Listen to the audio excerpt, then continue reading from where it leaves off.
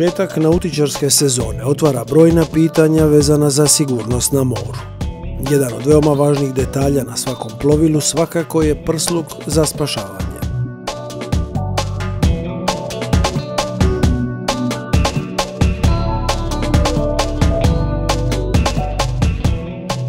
Poznati dobavljač velikog broja opreme za plovila grčka grupacija Lalizas odlučuje dodatno motivirati nautičare na kupnju prsluka, te na taj način podići svijest o važnosti ovog dijela opreme i povećati sigurnosti svih na plovilu.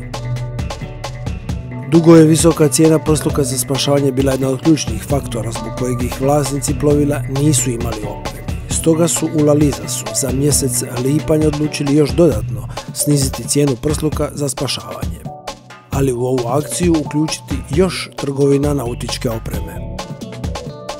Ovu hvale vrijednu akciju prihvatila i većina članova Hrvatske udruge nautičke trgovine, te su u svojim prodavaonicama ponudili dvije vrste pojaseva za spašavanje koji pokrivaju najširu skupinu potencijalnih korisnika.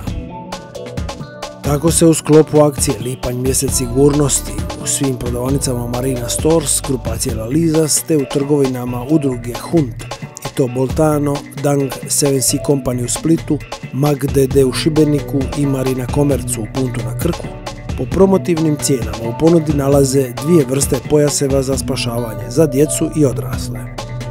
Cijena ovih pojasa iznosi 79, odnosno 199 kuna.